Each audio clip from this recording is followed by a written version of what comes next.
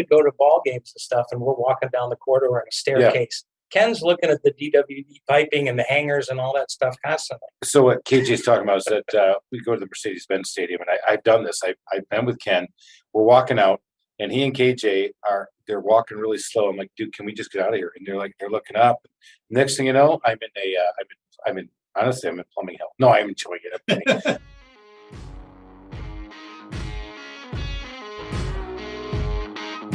Welcome to the Small Business Safari, where I help guide you to avoid those traps, pitfalls, and dangers that lurk when navigating the wild world of small business ownership. I'll share those gold nuggets of information and invite guests to help accelerate your ascent to that mountaintop of success. It's a jungle out there, and I want to help you traverse through the levels of owning your own business that can get you bogged down and distract you from hitting your own personal and professional goals. So strap in, adventure team, and let's take a ride through the safari and get you to the mountaintop.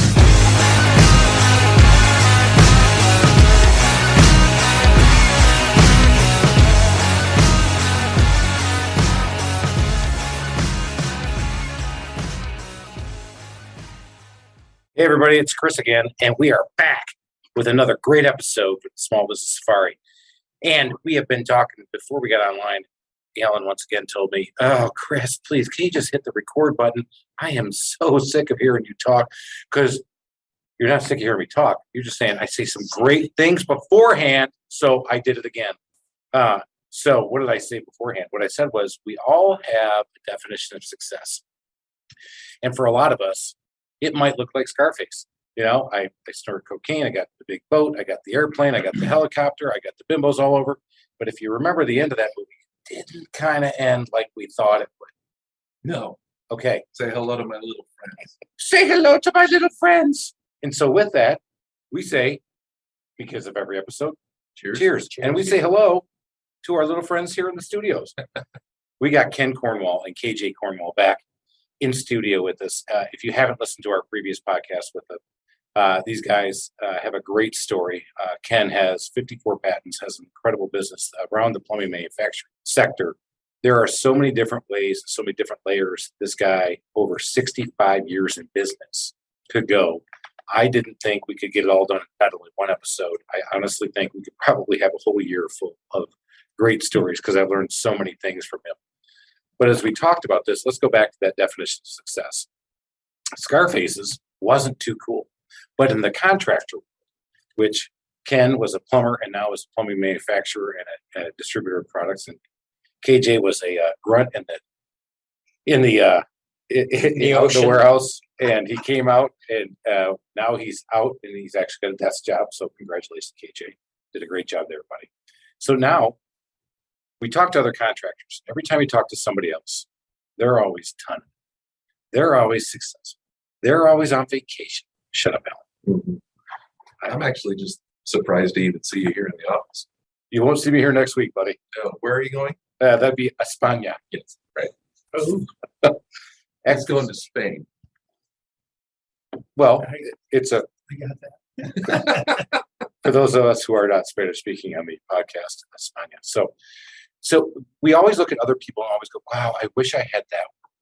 So Ken, as I was riffing on talking about that, your definition of success, have you changed over time with that? What would you tell people, or what would you say, this is what I think success kind of looks like? Well, I believe that it's an individual thing that everybody has to figure out for themselves. If you are running a business, you have to figure out what you want to do with this business, how large you want to get, how many people you want to hire, all kinds of things that enter your mind that have to be involved with that success figure. I never figured success was how large my business was. A lot of people are. What I was concerned about was providing a product that works, that other people can use to their advantage, and I can make money with it. The most important part of this thing is making money. Without making money, nothing works. So, number one, have a product that works and make money selling. Now, where do you go from there? You You can go all the different steps to a point where you are a billion-dollar company. And there's so many companies that I know about that have gone from 12 million a year to 4 billion. One company. And I've talked to them on the phone. I've talked to people that have told me the big companies, they want to buy us and stuff like that. And I told them, well, we're a small company and whatever. And they said, well, we were too. We were your size 15 years ago. And now we're this size. You can do it too. So this is kind of a thing that I get from different people that have been very successful. I've been successful in my own way. I have made a lot of money. I have probably made a lot more money than most presidents of pretty big outfits are concerned. So that's important to me, and putting that money back into the company to make it better in one way or another. I'm not interested in well, I shouldn't say I'm not interested. I would be interested, but I don't think I have the capability of having a very large organization. You know, I never went to college. It was hard for me to get where I'm at right now because of the education that I did not get. So anyway, I'm very happy with where I'm at, and it's just exactly what I said: providing good products, making good money, providing good salaries and wages and everything else that we pay, and we can manage our business, and that's the most important thing for me. All right, so here's what I took away from that. Number one, size doesn't matter. So that's one. Number two, that does, because that's good. The guy who's doing the $4 billion a year company is not, maybe he's not as happy as we are. I'm almost believing that. But I do believe what Ken said. But what he talked about was, you're in business to make money. Don't be ashamed of that. This is one that actually took me a long time to help people understand and help myself understand, is that almost you were ashamed of saying, well, I'm making money, because it sounds like I'm a greedy bastard. Now all I'm trying to do is make money.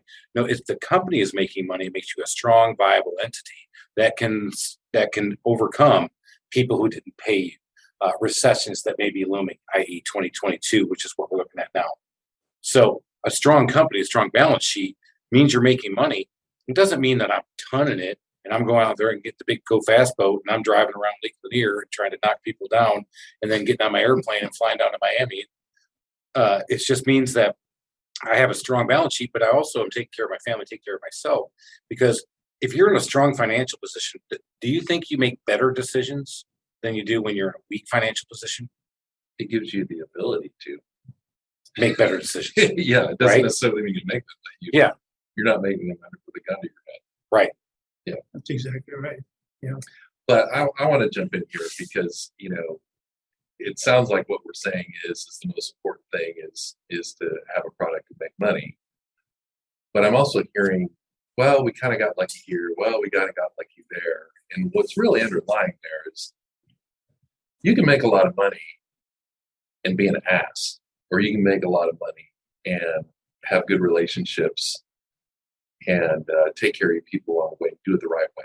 And if you have employees that stick with you for a long time and you suddenly have this opportunity to get your fabrication plant because of the relationship you had, that tells me there's a lot more under the hood than you're letting on, Ken. You know, there's something about how you deal with people that they know that what you say you're going to do, you're going to do. You treat people fairly. They're willing to take risks with you. I mean, there's a lot more to the culture piece that I would love to hear, you know, 65 years. Well, Alan, that's really the only thing that works. Other than that, it doesn't work. I can applaud it. You either got to be happy with what you're doing or you're not. And you can't be happy trying to screw people or anything like that. I mean, it's contrary to who you are. I mean, there's just no way you can operate. Now, if you do operate that way, it's going to be a catastrophe. It just does not work. It's just common law says if you don't treat people right, they're not going to treat you right. And it's not just right if I sell a product to somebody, if it doesn't work, then you got to take care of that problem, whatever way it's fair. The biggest part is having a product that people buy, and when they buy it, it's got to be good, and you should make a profit off of what you're selling. Everybody's happy that way. Any other way, one person's not going to be happy anyway. It's got to happen on a two-way street. And that's, if you can't live like that, you're not going to be successful. At our place, we also care and enjoy our customers. It's one thing we've discovered that when we first went in business, we had to go to market a certain way. And we discovered that our product line, that was wrong. It was the way it was set up, the way we started, we didn't know any better. It was wrong the way we went to market through, reps, wholesalers, and then our end user. But what happened was, since our product was so technical, we ended up speaking to the end user, and that relationship is a wonderful one. They love us, we love them. They tell us what we need to know. Again, it's technical, so they give us the answers we need to make them out of our Lego block thing. We make them what they need and want, and price is gone. It's not even a matter of price anymore. I get calls from our customers, and it's like they're our buddies, and then can you help us? And actually, we really do care about them, and we actually think for them, and our customer service is huge. It's one thing having a great product, which we do, but we really cater to our customer and do everything humanly possible that we can to satisfy their situation. And they see it. And I can't tell you that, even if we fail, the fact that they know we're trying our hardest, we got their business. It's done. It's huge. All right, you hit on a number of things. First of all, I will say clearly you're not the business to consumer market like me working with homeowners, because when I hear I love my customers, puke me. So I said that. Actually, I wrote that down and shared that with KJ. But bottom line is, you get something. We talked about the fact that you guys have 50 patents. You get a 17-year stranglehold basically on the market. You can do whatever you want. You can treat people how you want. You can do whatever you want, and you could do this. But you guys chose to hit the customer experience and actually adding value to those plumbers at the end of the day. So when you talked about not just loving your customers, but as you talk to them, you realize you're making their job easier. And by making their job easier, they're able to hit their own personal and financial goals and take care of their families and do what they got to do, because you just made their job easier and makes them like their product more. You're adding value. You sold a widget, but you actually added the customer experience piece on top of this that a lot of times some of the big guys forget about. But the great gold nugget that I'm pretty sure I heard you say is when you wrap your product with that kind of true service where you really care, price doesn't matter. Yep. Right there. So back to what we said before, it's not all about making money, but it is, if you want to run a strong business and help provide for not only your company, but your customers that are servicing you, they aren't questioning the money, because those guys realize the value you provided, because you kept them from ordering the wrong pieces. You kept them from making a deadline. You kept them from delivering to that GC who said, hey man, you don't have this done by Sunday. You owe me 50 grand. Whoa, I didn't sign that contract. You guys have heard these stories, I'm sure. So what we're talking about, Chris, is business to business. I wouldn't want to be in your business, because That's why Chris is on vacation all the time. because I understand the problems that come up, and they're really minor and they're major to some people, minor to other people, and it's a bigger problem. But what we look to do is to have our customer obtain something that's going to make them more money. It's going to make their life easier. And if you can continue that in everything you do as far as new products are concerned, if you're not going to do that, it doesn't matter. I mean, you're whistling Dixie unless you can make their life better. And, Right. And That's a usually great they sell. repay you, right? And that's not always It's like, true with you. it's like going to a great, It is not always true in the home services business. I can promise you that it's that the the mentality is just a slightly bit different. But it's still back to what you said. If you bring that mentality of customer service excellence to the product you're developing, they're not going to go. They're not going to look for that cheaper product when the patent does run out. We just talked about that, and some of your patents have already run out, but yet you've still continued to grow that business. And I know you've grown it through not only developing new products, but you've also grown the existing product base you guys have done. They could have gone to the cheaper alternative, but they go to you. And I think it's not just about having the better product. It's also a big piece has got to be that customer experience. absolutely. Well, I could say that our customers don't drop us, but all the other contractors out there are doing it for price. Yeah. Yeah. But they don't really get all the advantages we could offer them. But they're going to settle down on this price thing, which gets them nowhere. If you can get a product that gets you somewhere, it's a lot better than buying a product that gets you nowhere, except price. I want to go to a point. So you guys, we talked about the business, and we're again back to the listeners. We either are thinking about starting a business or we're trying to scale a business. As you guys were scaling your business, you guys are into it. Was there a time where you just went, you know what, that's enough. I'm done. This is it. Closing it up. I know we talked about this in previous episodes that you watched the decline in the late 70s, early 80s of your plumbing business and started a manufacturing business out of it because you saw a better opportunity there. But after you get the manufacturing business, was there ever a time where it's like, you know what, screw it. I'm cashing out. I'm out of here. I've done what I got to do. I got to go. Absolutely. I could talk about 2 or 3 different times that happened. I came out with a product. I don't know how much time we got, but I came out with a product called the Code Red. And that Code Red product I like that name. was a fitting that I made that goes on top of a plumbing step. It's for plastic pipe. It was a Y fitting that had a cast iron plug in the inside with a harness that held the plug in place. Okay, if you had a fire in the plumbing system in the plastic pipe, it would burn through the plastic, and then seeking the action, it would run up, burn out the harness. The plug would drop down and stop the fire. It was a fantastic product. Okay, we won a national award.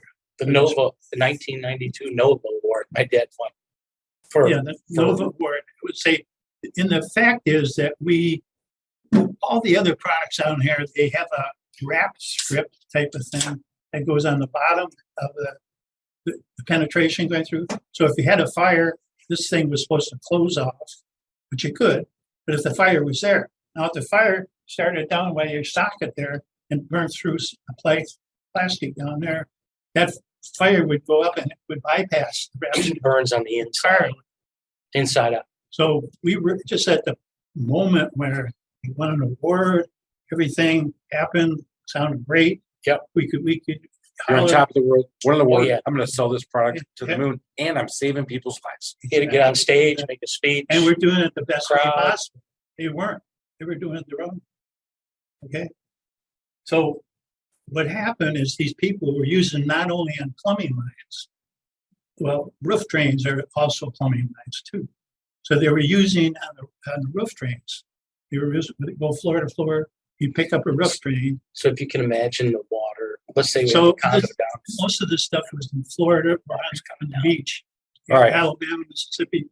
We had a whole bunch of jobs. They put them there, and what happened is they were undersized drains because they didn't want to flood anything.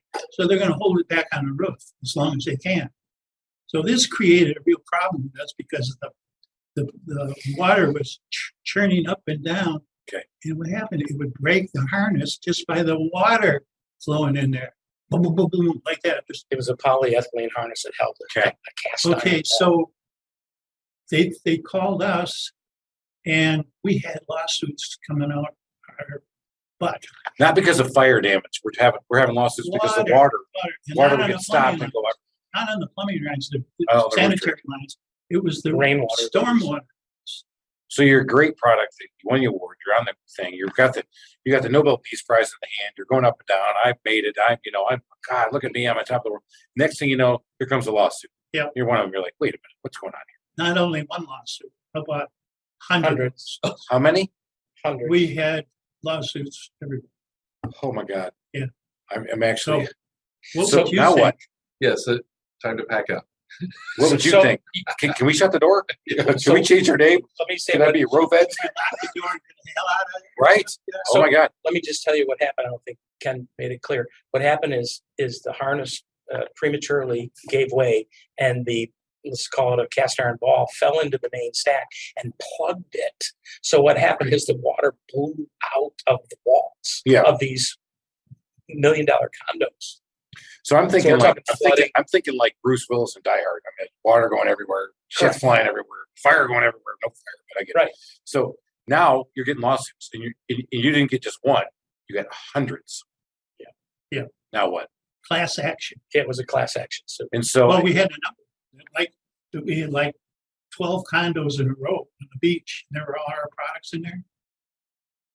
They all got together and sued us. so Hurricanes, what was our first tropical thought? storms. What was that? What was the first thought? The first thought of we're going to go out of business. Really? Yeah. You've been in business for how long at that? For how long? What? How long have you guys been in business? Since since 1980. 10 years. 10, 11 years. So 92. Oh, you mean when that happened? Oh, but maybe 10, 15 years. Well, You won the award in 92. 92. We won that Nobel. So 10, 15 years. Yeah, I'd say 15 years. Yeah. wow, how about that? You know, they say the studies say that 1 out of 10 businesses make it through 5 years. You guys are at 10 years. At that point, it's not that you're too big to fail or you're not going to fail. Yeah. We never think like that as entrepreneurs, but you have this big one throw at you. And you just said, I had 100 lawsuits at me. I can't even tell you the pit in my stomach that developed when you said that. So what did you do? Well, I was a plumber, still am, really. I had a friend of mine who was a plumbing engineer, professional plumbing engineer, who I knew for a long time. And I called him about being one of our people that would represent us if we had a court action.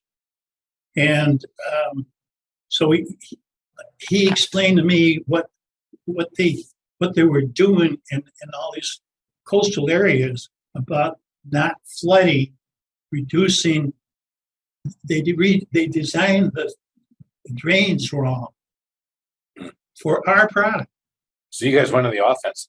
So We went on the offense. and you Yes. said, hey, you guys did it wrong. Did you countersue? No, we had a big meeting with all kind of people. There was a big auditorium. These are all people that were against us. But we had this fellow stand up on our behalf and explain technically. Did you go to that meeting? To that big? You did in person. Yes. And so their condo. And we got owners some and bad looks when we were in Are you But bad looks, my butt. by the time, Would you go, Alan? Would you have done that? I wouldn't want to. Hell no, I wouldn't do it. No, but I'd have to man up. I could be a man. I knew I had the right man to do the job. Yeah, but you He went got with it. I wouldn't go. He got up and spewed out all this technical stuff and everything that went with it. And he said that it was against the code to do what they did as far as designing the flow of the Yeah. roof They drain. weren't large enough to Okay. handle that. The whole So- thing. The whole thing. The whole thing. So the only thing it cost you at that point was lawyers' fees. Yeah. And so, of course, as we all know with the legal system, that happened on a Thursday, all 100 lawsuits, and on Monday it was done, right? Oh, no. No, how long did that take? I can't It, remember. I'd it, say it took a while, but we A also year? stopped selling the product. close right to away. We stopped some. We stopped selling the Still, product. we still have.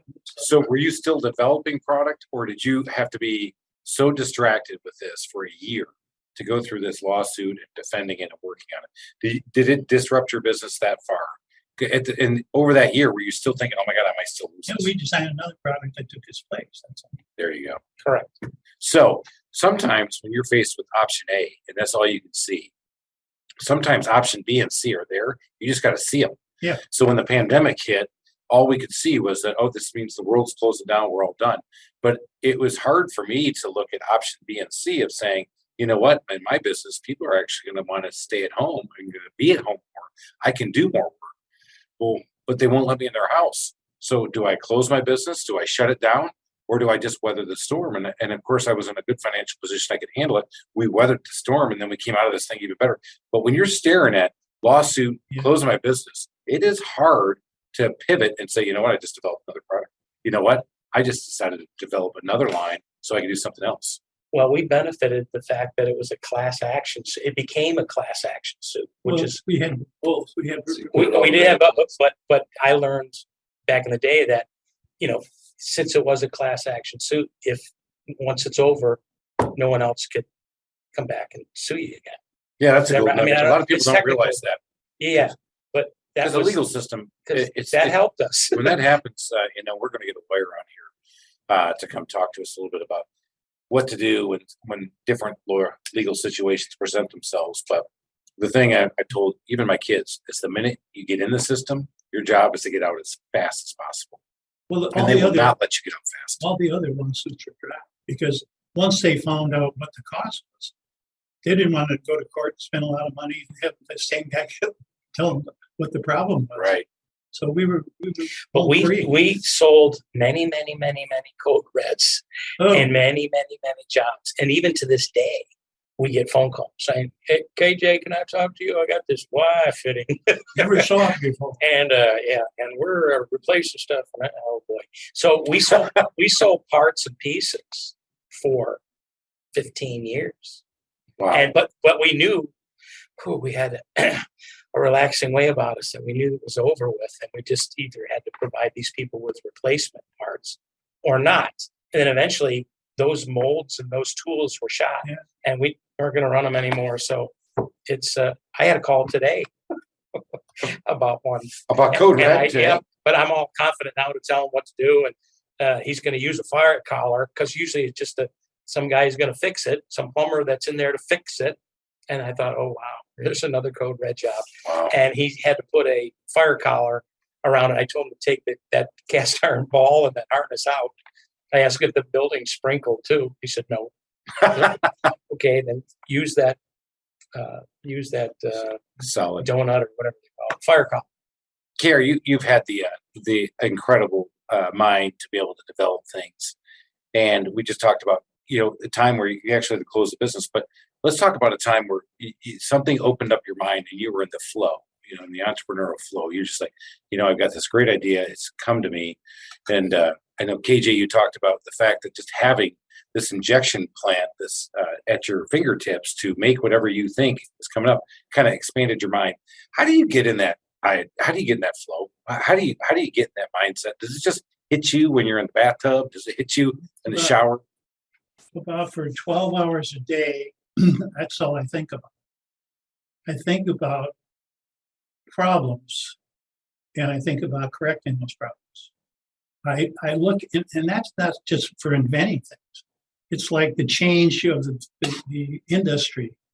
That when it changes, I stay abreast with every change that I can find.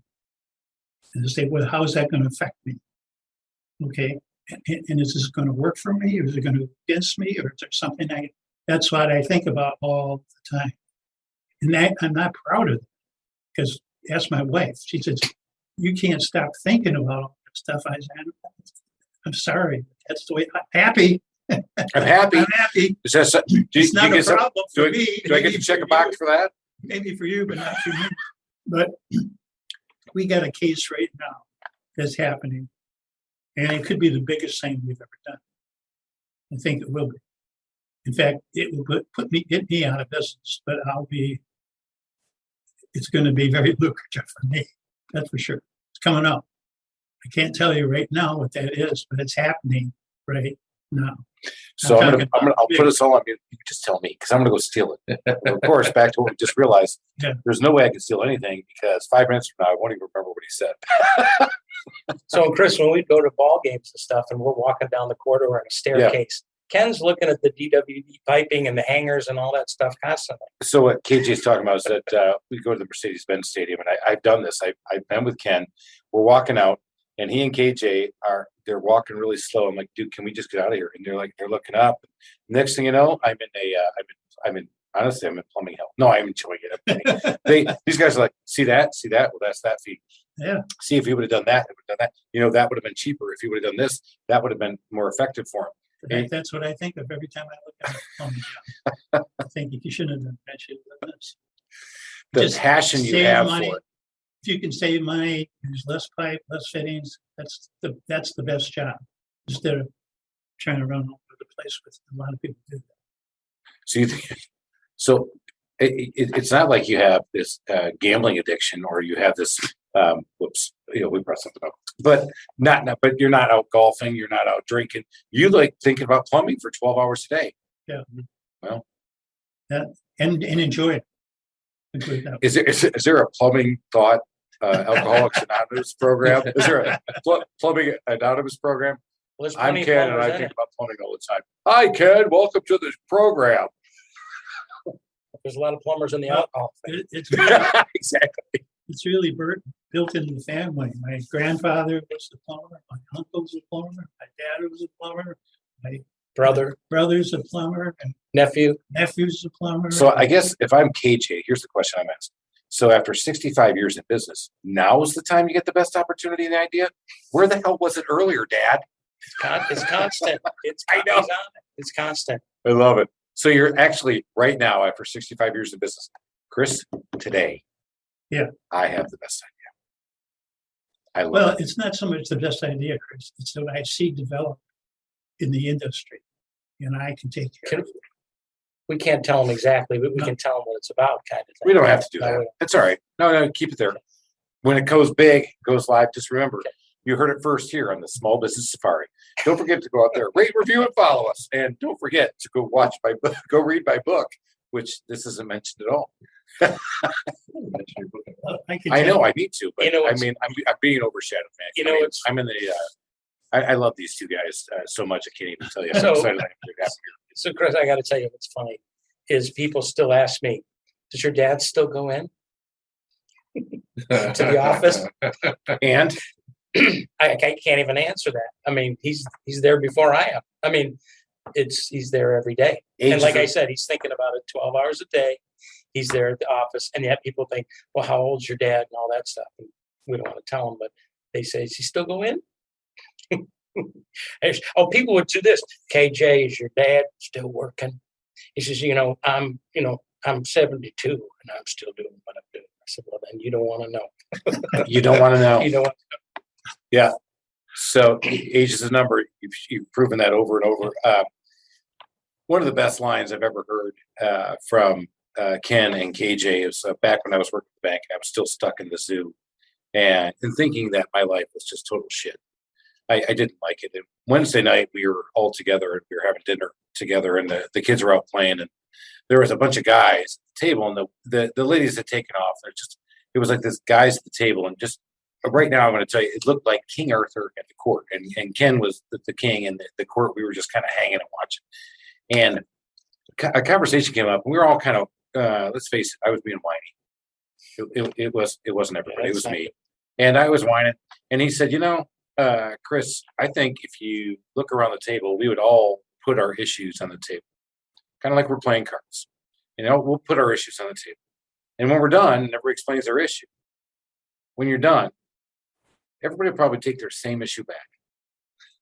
And he was right.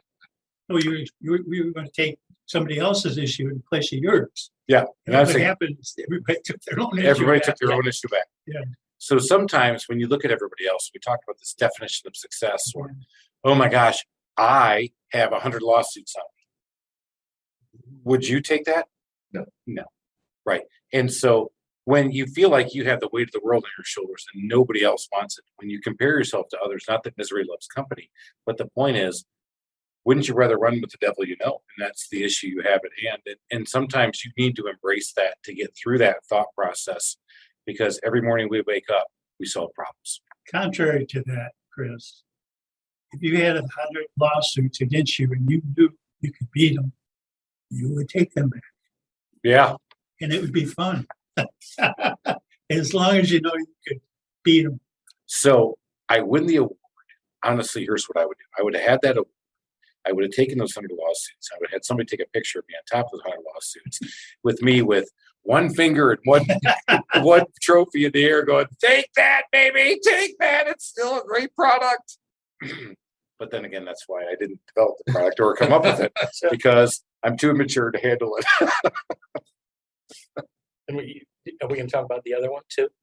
What's the other one? The other Aren't we issue done? we got. You want to hear about the other one that we If got we past? got time, I'd love to talk about it. The other was it Why don't you- the why Pro don't you- Seal plug?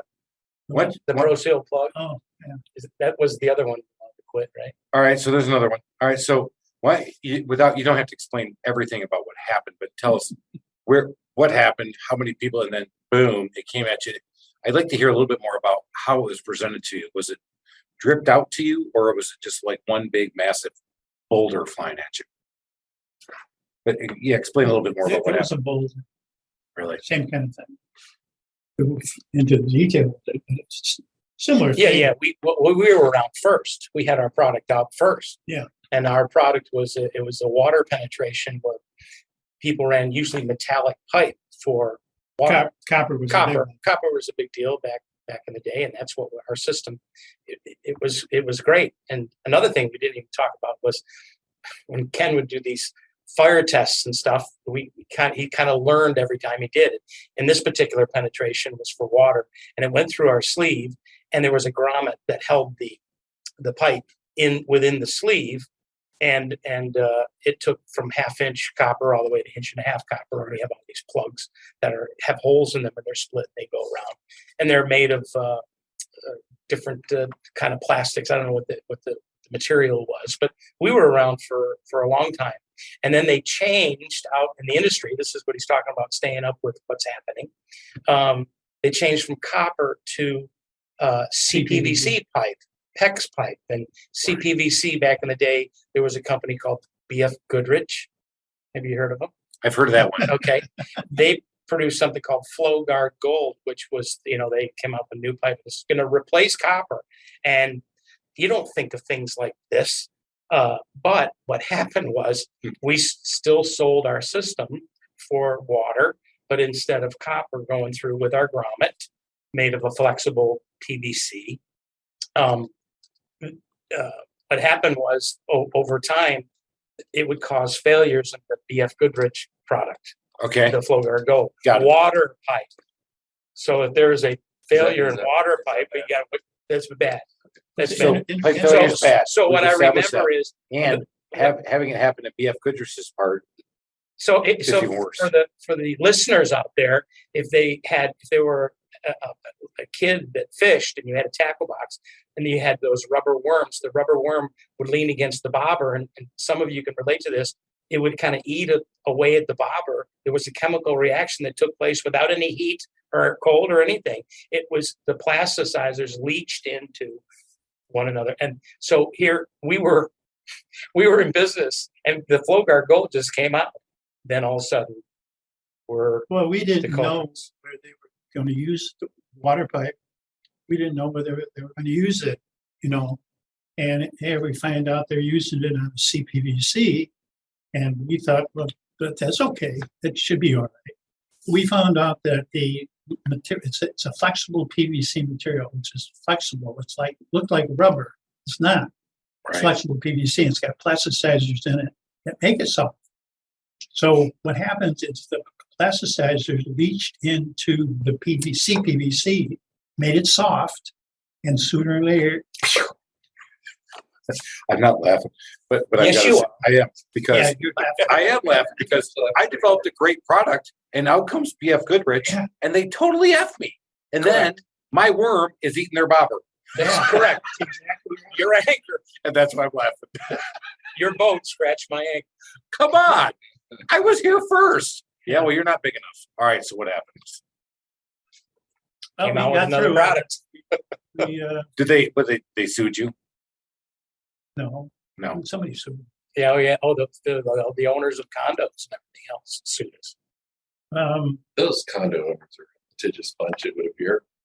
Mhm. Yeah, well, Yeah, they- note to self, if always you're gonna buy a have- condo, take a don't. joke. They always have somebody egging them on to do it, though. Yeah. Lawyers. That's true. Lawyers are always coming in there. You want me to check out your place? Yeah. And Right. I'll split the profits of whatever. That's easy comes. pickings because you got a lot of captive Yeah, yeah. audience, and it's harder to get 750 homeowners, a big subdivision to get together. It's easier to get a condo with a stacked unit like this, 400 or 500 people at a time. But We also forgot about the easy flex. Yeah, that's another the third So time that's that the we're gonna third- quit. well, But you anyway, guys, I'm talking about, let's armadillo up here, man. Boom, take another shot. I got another price. Boom, can't do me, can't take me out. Yeah, well, my worm's gonna eat your bobber. Take that. I That's guess right. maybe the lesson is the bigger you get, the more you're going to take some You're right. shots. You are gonna take some. There's no question. Well, let's get back to that again, because I would say if you're going to be an inventor and an innovator in a business, let's get back to this again. These businesses, these trades don't move fast, and we don't like change. We like to move very slowly. And when you move too fast, we don't like you. And we won't defend you if a lawyer comes in here with his fancy suit and his fancy shoes, and he comes in and goes, "Hey, I got you guys." The other guys are going to rally around you and go, "Hey, you know what? Ken's one of us, so he stays." No, Ken, he's always been an outlier. He's always been one of those guys kind of making things up. Of course you're going to be out there, right?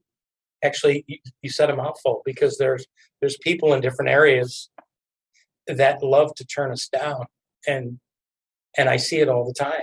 Those old codger guys that are going by the book, and hear some whippersnappers inventing new stuff for an old industry, and I've seen them, and they take it upon themselves to shut us down in different places. It's like But crazy. you gotta learn from these things. If you don't learn from these things and know that there's a way out somehow, if you do everything honestly and everything else, there should be a way out for you. I remember talking about Americans and Japanese. Americans will bring a product out on the market and see how it does. Japanese will not put a product out on the market unless they test it every which way they know how to test it. Then they'll bring it out on the market. We're not like that here. If you remember our cars, they would just blow the cars out, sell cars new, and what they would do if they had any problem, they'd take the thing in, fix it, Recalls. and send it back. Japanese didn't do that. Japanese didn't send that car out and sell it until they checked everything in the world out on it. That's why they went ahead. The Japanese got the best car in the world, right? Right. That's why they got there. Now the Americans are catching up because we're going to do the same thing now. You said that, That's but a lesson. I do know that because, and I want to talk about this before we have to end the podcast. You said that, but every single patent you've achieved and every single product you guys put out has to go through testing, because back to our Slowinski group, you had to go through some testing, right? That doesn't mean anything. The testing is nothing. Mm-mm. Huh. So you had to go on your, Testing is usually based on what it's supposed to do. It's not, well, if you touch it with something else or something else is involved with it. It's something that's incidental. Wow. You can't tell. That's what they say. Stuff happens. Wow. Yeah. Well, you guys are full of stuff. But no, You guys move Thank stuff. you, Chris. Well, you do. You guys move stuff. Full of stuff. You're full of it, but you also evacuate stuff. So one product we haven't talked about, and I want to talk about this one because I've seen it, and in its simplicity is genius. And it's a product you call Trap Guard. Yeah. And could you explain for the listeners what Trap Guard is? Because the problem you solve with it is amazing, and the simplicity and how you solved it, and how you did it, and now how you use it. We got to talk about that story. well, that's another thing. It's how the industry has changed. Floor drains in the past were used everywhere. If you had a laundry tray, you had a washing machine, you had to have a floor drain right there. If you had any kind of place where there's water, you had to have a floor drain there. Well, recently, or I should say, eventually, you didn't need a wash machine with a floor drain. You just dumped it into a drain by itself. years ago, they used to, by gravity, you'd take the washing machine down and put it down and it would drain into the floor drain. So as we went along, everything was like waterproof stuff. You really didn't need floor drains. The only time they require it now is like in kitchens or different places. Although commercial floor drains are in bathrooms today, but there's no bathrooms in your houses. If you went to other countries, they got bathrooms and they got floor drains in bathrooms all over the place. I'll let you know, Alan, after I get back from España. They probably do. They will. You get places like India and China, and they got floor drains all over the place. So anyway, the floor drains are still there, but they're not being used. Okay. So what happens is the trap gets evaporated out. You get the sewer gases coming. So, and this happened in the Chinese when they had that SARS thing, and they blamed it on. They had floor drains in every bathroom, all these high rises and everything else. And that's how they used to do their wash in the bathtub. Did you hear that, Chris? You said SARS. Did you hear SARS? I did hear Okay, SARS. good. Okay. I was listening. Oh, okay. I'm deep in thought here. Okay. Well, So- anyway, So I because of invented SARS. a fitting that it was a rigid plastic fitting that fit inside of a floor drain or a pipe, either one, and different floor drains, different sizes.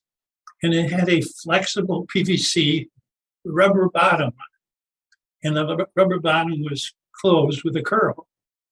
And when you put water in it, it opened up. So the pressure of the water would open Water up the membrane, Pressure of the water. and there was would no open water. up. It would roll back up, and it would not allow the sewer gases to come back up. That's correct. Right. The product had memory to it. Went back to its original shape, Right. which is kind of like a duck spill. Right. And I'm trying to think I don't know, but okay. True. That's what people would call. other interesting story about this was the fact that what year was it that we had a real downturn? Was it 84? Oh, no. So, Oh, wait a minute. Oh, 08. yeah. 08. Oh, I remember that 07. one. 07. Okay. Yeah, Do you remember that one? I don't recall. 2008. So I know what you're going to say. Everybody in the plumbing business had no work. No work. Right. Recession. We made more money that year. We made more money that year than we ever did. So And did less business. and did less business. Selling this product that we're talking about now, which is called Trap Guard. Craft Guard was our savior. Trap Guard was your It savior. did, it did. That's So- actually That's right. another 21. great story. Trap Guard got us through those lean years, and we made more money and we did less business because of the margins we had built in. I- Trap. I remember touring the facility and I want to talk about this for Trap Guard for a second. So in its simplicity, it is genius. And I think that's the thing I want everybody to take away from this as you look at this is that you don't have to launch a rocket to the moon. What you did was in its simplicity is genius. I remember your first prototypes were made with a crock pot that you dropped the material in crockpot to see which one would hold up and which one would drop. No, correctly. that's how we got the curl in. It got hot, and we were able to mold it into its shape. And so, Oh, yeah. Yeah, the crock pots. so you guys invented this incredible product, Yeah. which is a product that we're actually here in the Atlanta market as a handyman. I've actually brought this up to other plumbers because of what you said is that it's a great way to eliminate sewer gas problems for people where there's no cleaning necessary. It's a great way to roll it back up. So with your product, you've done it. You created that thing. It was crockpot. It was heat. It was the right heat. It was the right material. Yeah. It was your thoughts that did it. I mean, And when the Again, crock it's pot genius. broke, we just went to Target and got another. there we go. And our production line continued. Correct. Thank you, Target. Target, you should become a sponsor because of at least ProVent systems. Guys, this stuff has been amazing. I just, I can't tell you, there's so many more things I want to talk about, but I want to be respectful of your time and the audience's time. So before I let you guys go, how can they find out more about your product? If you want to find out more about this, you know somebody in the plumbing trade, maybe something to do, a plumber who is in a market that does high-rise condos, this is the product you want to get. How do they find you? ProVentSystems.com. All the contacts are on there. Ken Cornwall, KJ Cornwall, thank you guys so much for coming in and sharing and dropping these knowledge, because we got 65 years of business on one side and I got 105 years on my other side. At least that's how old you look, KJ. What? And listen, Ken, quit being a whippersnapper trying to come up with all these great ideas, because we like to slow down in the business. We don't want to pick it up. Okay, that was sarcasm. That was podcast sarcasm. Let's pick it back up. Everybody, let's keep going up that mountaintop of success. Let's get you to where you want to be. Keep listening to what we're doing. Give me a DM. That's customerservice.freak on Instagram. You can always hit me up at chris@thetrustedtoolbox.com. And till next time, Cheers. see ya. Great to meet you guys. Thank you for listening to this episode of the Small Business Safari. Remember to keep that positive attitude, which will reflect in a higher altitude as you're out there making it happen in the wild world of small business ownership. Until next time, go make it a great day, Adventure Team.